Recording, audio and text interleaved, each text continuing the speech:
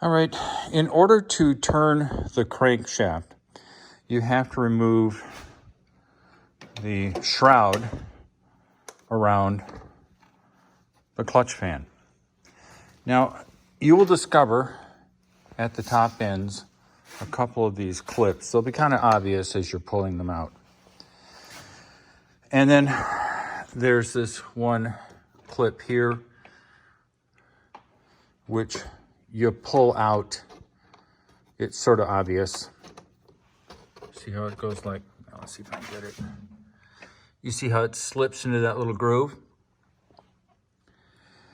And the reason I'm showing you this is because a lot of people recommend you pull the whole shroud out. I was having trouble doing that simply because the edges of the body of the front here, let me just see if I can get that light still, were cutting this plastic. So I pulled it part way out and it cleared the crank nut. So it took a little shaking to get it out. You'll also find there's a second one here, which basically unscrews. It's got these little tabs here, which when you look at the front of the shroud, I can show you from back here, you see this little slot and that little slot right there. You'll see that there's these little slots, and these little tabs on the shroud, these little guys, fit into it, and you literally twist it open, rotate it, and you can see how it's narrow where it locks, and then as you rotate it this direction, it'll pop out.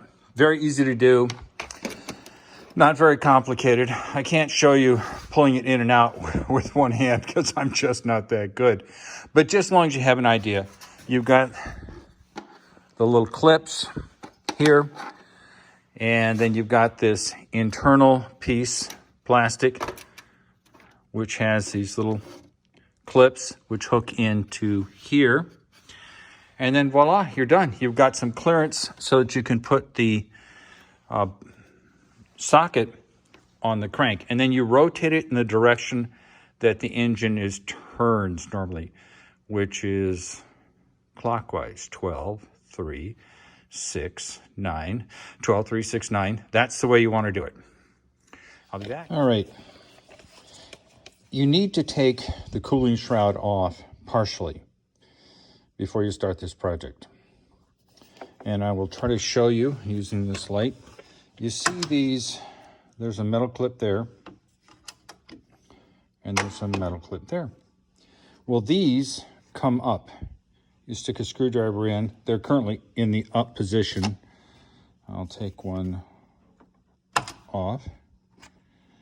See that clip? And it fits over this, which is the housing, the cooling shroud. Now, you'll also see this inner shroud. So this is a two-piece shroud, one here, one here. What you do is you pull this out, and see how it says close? The other way is open. And you just rotate it. And what it does is it has some hooks inside the inner ring which slip out, and that gives you enough room to manipulate the front shroud or the secondary shroud. And take the secondary shroud off, you take off this and this, pull them up, save them, and then just gently pull the most forward shroud and the inner shroud, the two shrouds, up gently, avoiding damaging the clutch fan. Here's the clutch fan. Now, you don't have to pull it all the way out. You simply don't. You just have to get it far enough out that you can get I think it's a 27 millimeter socket on that crank, which then you turn right in the direction of engine rotation, clockwise. And that allows you to determine when the drain plug for the converter on the transmission comes around. It sounds a little complicated, but once you get this shroud off, you put the socket on the crank, you'll gently turn it and voila, it will appear. All right, so now we're going to put some of the ATF in, which I've shown you earlier. And this is the ATF, automatic transmission dipstick. You notice how it's got this little latch affair here? Well, that's how you get it out. You pull it out. You lay it carefully on something clean. Then you stick a clean nozzle, a clean funnel in. And then you get to start the glorious process of filling it up. And you can hear the glug, glug, glug. Glug, glug, glug, glug. And I'm not going to bore you with watching this because I'm bored. All right, I put about 6 liters of fluid in. The dipstick showed fluid when it was cold. And now the requirement is that you're supposed to check it when it's 80 degrees centigrade.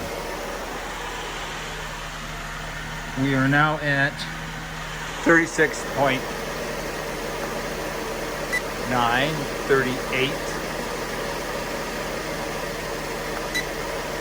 All right, so I'll lower it down.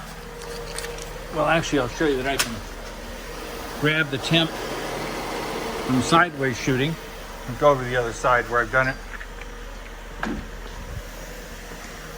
I don't have to have it elevated. So hopefully you can see the 2 little red dots. That's measuring the temp. That's 30.9. Now we'll see. Doing it on the bottom. Yeah, there we are. We're on the bottom. And it's 35.3. And we'll come back underneath here.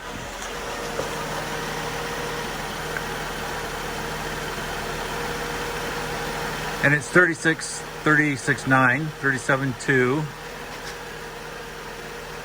36.9, 37.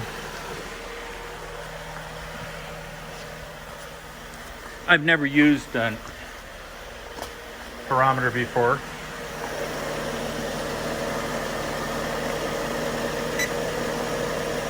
Got the 2 little dots.